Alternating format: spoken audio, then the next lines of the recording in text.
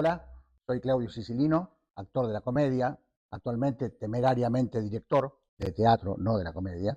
Me impresionó mucho una película, tal vez por los genes itálicos de mi familia, El árbol de los suecos. Me impresionó muchísimo. Admiro mucho, por ejemplo, a Brandoni. Tengo muchos preferidos, me gustan mucho.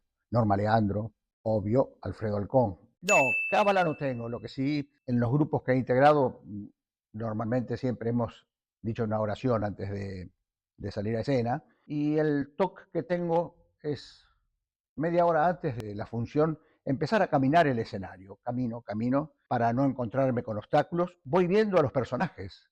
Es maravilloso porque hago el recorrido que tengo que hacer en escena y voy ya intercambiando con los personajes imaginarios. No están mis compañeros todavía sobre el escenario, pero camino, hago todo el recorrido del escenario y lo camino incansablemente. Y así es la vida. Esquina peligrosa, he visto a Dios. Temerariamente comencé una carrera de director, carrera por decir algo, y me aventuré con El Pan de la Locura, que la habíamos hecho en el Club de Teatro, y ahora justo en lo mejor de mi vida, que ya la dimos 2 temporadas y esperamos hacer una gira Genial, con un elenco maravilloso.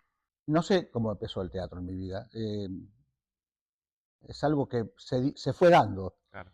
Cuando tenía 8 o 10 años, quedé impresionado con una función de títeres.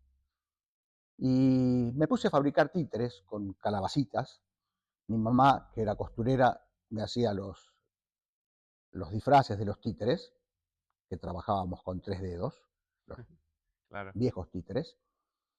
Y en mi casa paterna, que tenía un gran patio y un parral, monté un escenario y lo daba para el barrio. Por supuesto que te puedes imaginar que no había nadie en el barrio.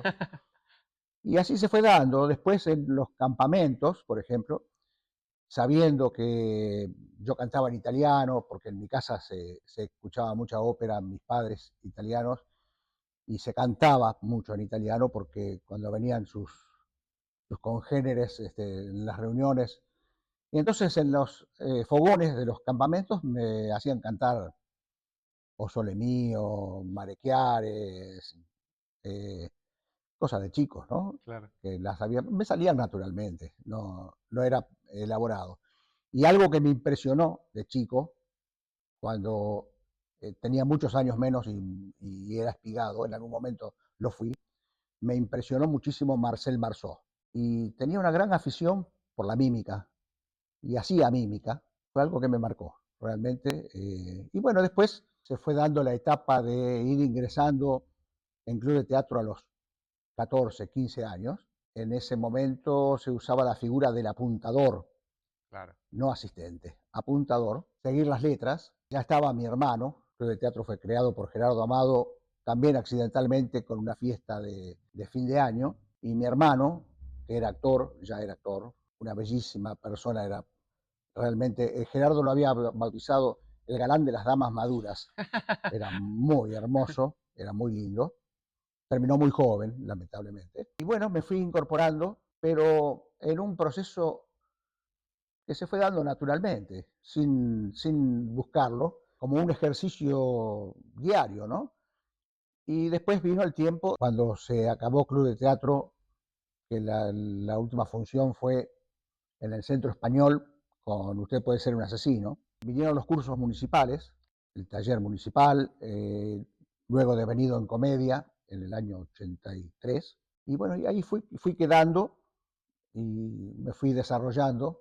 Y después vinieron experiencias notables, ¿no? Haber trabajado con directores como Juan José Bortonasco, Pedro Asquini, creador del teatro independiente. Teníamos unas escuelas tremendas, todo acá en Luján, sí. Se dio una época de mucho movimiento donde se le daba mucha importancia a los talleres municipales, donde se trajo a esos 2 monstruos como Bertonasco y Asquini, que nos marcaron a una generación de actores. Uno de los trabajos que me quedaron grabados para siempre fue increíble. Roberto Castro era director de la sala y me convocó para algo inesperado, inesperado para mí totalmente. Venía Graciela Dufaux a hacer diatriba para un hombre sentado, dirigida por su esposo, Hugo Urquijo, y me convocó para acompañarla. No lo podía creer. Si te cuento cómo es la obra, no decía ni una sola palabra. Tenía que estar sentado delante de ella en el escenario.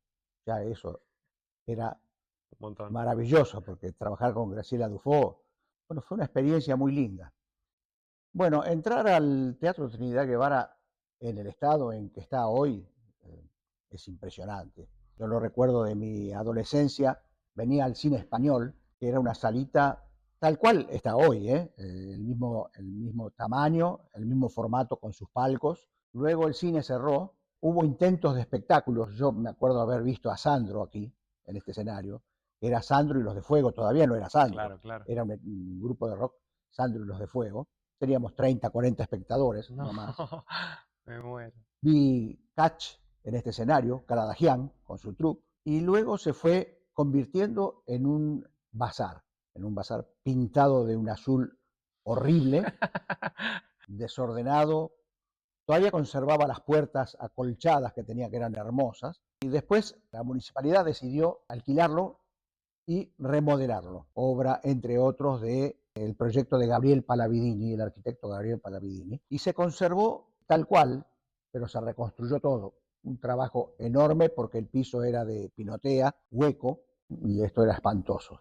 ¿Eso en qué Eh, año fue más o menos? y debe haber sido en los 70, 72, 73, por ahí debe haber sido, hasta convertirse progresivamente, gracias a Dios, progresivamente en lo que es hoy.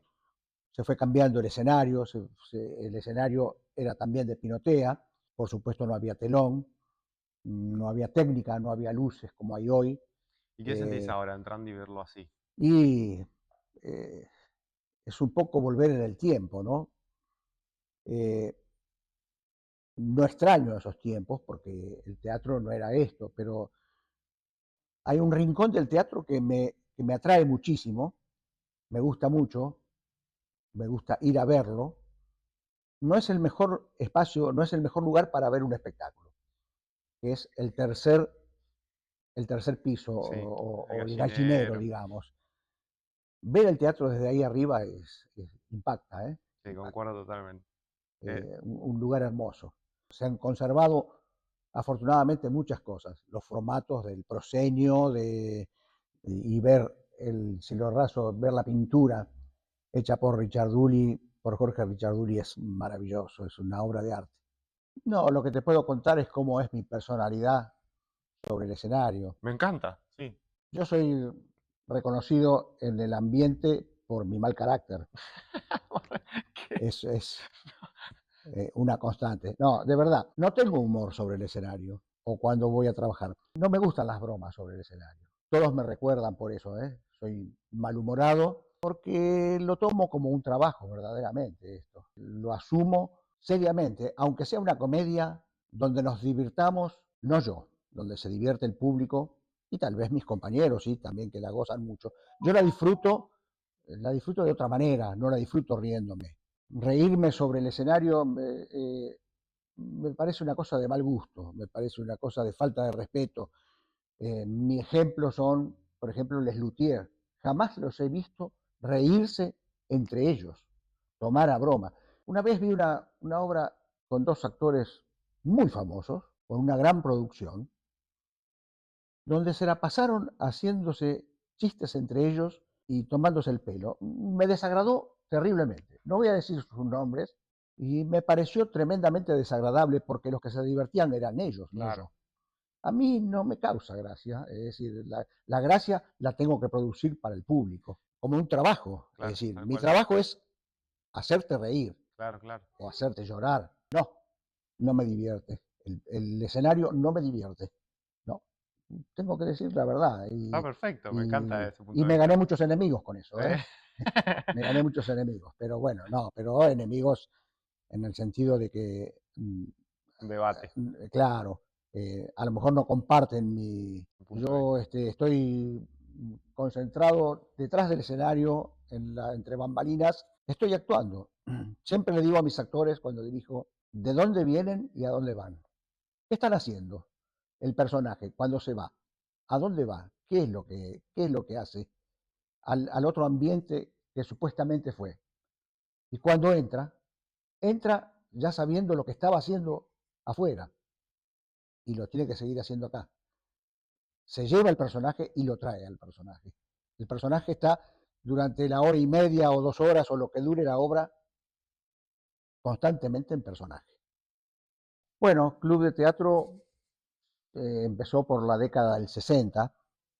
Yo debuté creo que en el 62, tenía 16 años, con una obra que se llamaba Nuestro Pueblo, de Thornton Wilder, hermosa, una obra hermosísima, que me gustaría hacer la remake también, pero es de mucha letra. Anduvimos por todos lados. El lugar original era el Cine Teatro Luján. Un teatro hermosísimo, pero imposible de remontar porque Luján llegaba hasta la calle Francia y de la calle Francia para allá no pasaba nadie. Hemos llegado a dar funciones para 5 o 6 personas y unos fríos terribles. Ensayábamos los domingos a las 10 de la mañana, se cobraba una multa por llegada tarde, era 1 peso por minuto que Me llegábamos tarde. Y muero. se cumplía, se cumplía. Con eso comprábamos la escenografía, los clavos, los papeles, y el itinerario del Teatro de Luján no siempre tuvo sala.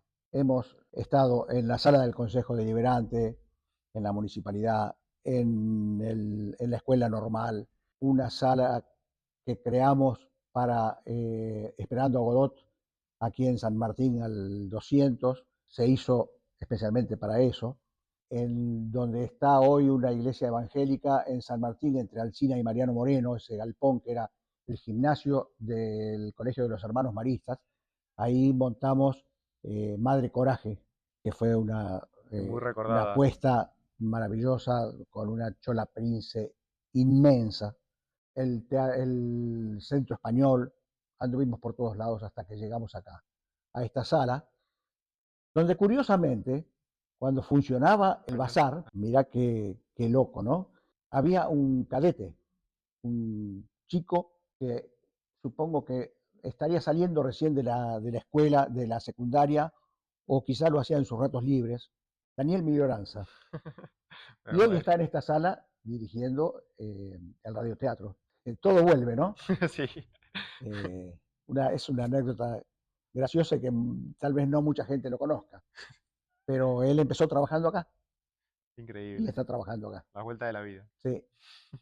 Y con el club de teatro yo era asistente en ese momento, cuando se dio Esperando a Godot, que ganamos un premio provincial que nos valió una gira por Corrientes y Chaco, Wow, sí, increíble. con pasajes en avión, estadía. Y bueno, y después tuvimos la desgracia de que yo fui a ver Madre Coraje a la capital y me contacté con el director, Jorge Hacker, que me recibió extraordinariamente y tuve la mala idea de invitarlo, hicimos una relación, de invitarlo a ver Esperando Godot. Y se llevó a Daniel Miglioranza. Ah, Se llevó a Daniel Miglioranza a trabajar en la cocina, que la debo haber visto 10 veces, y desde ahí empezó la carrera y nunca más volvió hasta ahora. claro, claro. Esperemos no perderlo. No invite a ningún otro director por las dudas. No, no, no, no, no, fue una mala idea, pero realmente fue el comienzo de su carrera.